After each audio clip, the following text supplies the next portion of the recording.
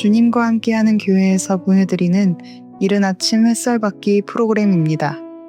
이 시간을 통해 하나님의 말씀에 나를 비춰보며 나 자신을 성찰하는 시간이 되시기를 바랍니다.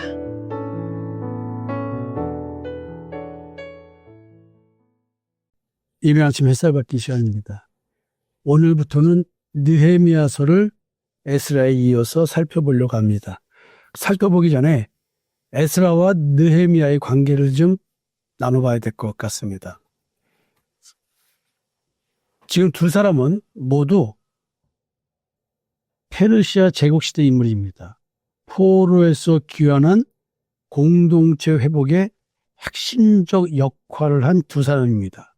따라서 두 사람에 대해서 연구를 좀 해보고 목회적 관계에서도 좀 살펴보고, 그리고 이제 두 사람의 리더십, 어떻게 서로 협력하여 하나님의 뜻을 이루는가, 이런 것도 먼저 살펴본 다음에 느헤미야를 각 장별로 구조와 의미를 살펴보고, 또 거기서 핵심적인 의미들을 찾아서 예수 그리스도의 십자가의 대속의 은총을 통해서 이루어져가는 하나님의 성전인 나, 그런 측면에서 또 살펴보도록 하겠습니다. 두 사람은 시간적으로 에스라가 먼저 활동을 합니다. 느헤미야는 약 10년에서 15년 후에 등장하는데, 에스라는 대강 BC 458년경 활동을 시작합니다.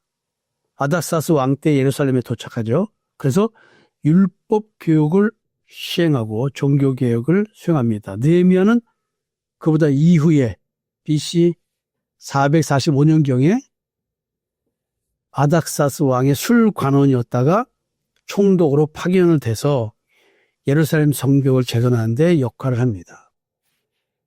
두 사람은, 한 사람은 서기관 겸 제사장, 즉 에스라. 그래서 핵심 사명이 율법을 교육시키는 거였습니다. 그래서 신앙생활을 하는데, 종교 생활을 하는데 하나님의 생명의 말씀이 어떻게 역사해야 되는지, 영적인 내면 세계에 대한 문제를 말씀 중심으로 접근했다고 하면, 느헤미야는 정치 지도자로서, 총독으로서 성벽을 재건하고 사회를 개혁하고 정치 사회적으로 어떻게 신앙이 역할을 해야 될지에 대해서 실행하고 조직하는 그런 리더십을 발휘했습니다. 어찌 보면은 에스라는 내면적인 문제, 느헤미야는 외면적인 문제를 다룬 것 아닌가, 이렇게 알아볼 수가 있습니다. 느헤미야 8장에서는 서로가 독립적으로 일을 하다가 결정적으로 협력하는 장면들이 나옵니다. 백성이 모여서 에스라가 낭독한 율법을 듣고 느헤미야는 행정적으로 그 말씀이 이루어지도록 지원하고 지도하는 역할을 합니다. 그래서 성벽이 완공된 이후에 공동체의 중심을 말씀으로 재정립하는 두 협력관계가 이루어집니다. 그래서 두 인물은 하나의 신학적 구조를 형성합니다. 마치 한 사람에게 외형적인 삶과 내면적인 삶에 대한 얘기를 하듯이, 에스라는 율법교육과 회개와 언약갱신을 통해서 한 사람의 신앙적 내면 회복, 즉 마음으로 믿는 믿음에 대한 회복을 하고 있다고 한다면, 느헤미야는 진정 내가 내면 세계가 마음이 변화됐다면 내 삶은 분명히 십자가의 증인으로서의 삶의 현상이 드러날 것입니다. 그런 것들이 사회 질서라든가 공동체의 의미라든가 이런 걸로 드러나는 것이죠.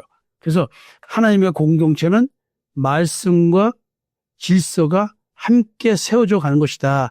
그래야 된다. 즉 하나님의 성전된 나는, 우리는 내면이 외식 없이 지성소에 뿌려진 예수의 피로 말미암아 성소와 지성소가 합쳐진 것처럼 내 마음이 외식 없이 그대로 내 삶으로 드러나게 되겠죠. 그러나 합쳐지지 않은 자는 가짜가 진짜인 척하는 외식이 드러난다는 거죠. 이게 이제 십자가의 죽음의 의미하는 휘장에 대한 이야기. 휘장은 성소와 지성소를 가르는 건데 이 휘장이 곧 예수의 육체라고 했습니다. 그러니까 이런 식의 영적인 얘기들이 지금 통합되어 가는 이야기들을 이렇게 에스라와 느헤미야를 통해서 볼 수가 있고요. 그래서 이제 이런 통합적 관점에서 좀 보면 에스라는 영적 토대를 구축했고 느헤미야는 영적 토대가 구축된 이것들이 삶의 현상으로 조직적으로 공동체에서 이루어질 수 있도록 사회 구조를 완성하지 않았느냐 이런 생각이 듭니다. 그래서 에스라와 느헤미야의 관계는 에스라는 하나님의 말씀으로 공동체의 중심을 세웠고 토대를 세웠고 느헤미야는 그 공동체를 현실 속에서 이루어질 수 있도록 지키기 위한 조직력을 동원하였다. 그래서 우리가 생각해 볼 것이 내가 말씀을 깨닫다면은 그 말씀이 내 공동체에서 내가 속한 공동체에서 질서로 드러나야 되고 그 공동체의 질서 속에 내가 순종이 돼야 됩니다. 즉 지체소의 역할이 자기 지체의 역할에서 머물러야지 남의 지체의 역할을 할 수는 없는 겁니다. 그리고 말씀만 있고 구조가 없으면 신앙은 지속 불가능하다는 뜻이 되겠죠. 그리고 구조만 있고 말씀이 없다면 이건 당연히 타락으로 가겠다 할 수밖에 없습니다. 하나님께 불순종할 수밖에 없습니다. 그래서 건강한 공동체는 영적 리더십과 행정적 그런 뭐랄까요? 조직력 어떤 그런 리더십 이것이 결합돼야 됩니다. 그러니까 목회자에게 필요한 것 공동체를 이끌어가는 리더로서의 역할은 인간이 가지고 있는 조직적 리더십과 십자가 중심의 영적 리더십이 균형되게 있을 때 그 공동체는 굉장히 건강하게 발전할 수 있고 그 어떠한 구성원들이 있다 할지라도 분명히 이런 리더십으로 잡혀가게 할 것입니다. 우리 교회는 정확하게 그런 리더십과 영성이 병행돼서 흘러가는 교회입니다. 그래서 여러분들이 적응하기가 굉장히 어려울 수도 있고 순종하는 마음이 생긴다면 마치 여러분 자신에게 에스라와 느헤미야가 역사하듯이 여러분들의 신앙은 하나님 앞에서 굉장히 개혁적인 가운데에서 존재의 변화가 있을 것입니다. 그래서 우리가 에스라는 영적 그리고 말씀을 해석하는 그런 리더십 측면에서 한번 봐야 되는데 어찌 보면 내 신앙생활에 가치와 의미를 부여하는 리더 같고요. 느헤미야는 전략적 리더십을 갖고 내 신앙의 목표와 그다음에 내가 조직 내에서 공동체 내에서 어떤 지체의 역할을 해서 내가 영적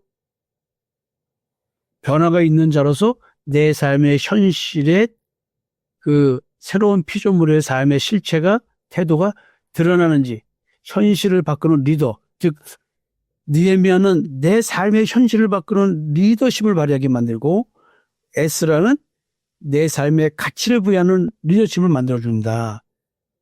이 측면에서 이제 에스라를 우리가 살펴봤으니까 이제는 느헤미야를 살펴보면서 이런 비교되는 리더십을 좀 잘 봤으면 좋겠습니다. 그래서 두 리더는 핵심 역량이 다르죠. 우린 지체로서 다 다름이 있습니다. 그렇지만 그 다름이 모여서 성령의 하나됨에 따라 하나됨 되게 만드는에 따라 우리가 각자 다른 개성을 가지고 하나님의 성전을 이루어 가는 거겠죠. 여러분들이 어떻게 이 두 사람이 협력하여 하나님의 성전을 이루어 가는지 내 내면 세계의 마음과 삶이 어떻게 협력하여 하나님의 성전으로의 신앙생활을 하는지 여러분들이 한번 느껴보셨으면 좋겠습니다. 오늘은 느헤미야를 들어가기 전에 한번 가볍게 에스라와 느헤미야에 대한 얘기를 좀 비교해 보면서 생각해 보는 시간을 가졌습니다. 내일부터 느헤미야 전체 구조가 어떻게 흘러가는지 한번 얘기를 나누고 그리고 각 장을 또 살펴보도록 하겠습니다. 여러분 감사합니다.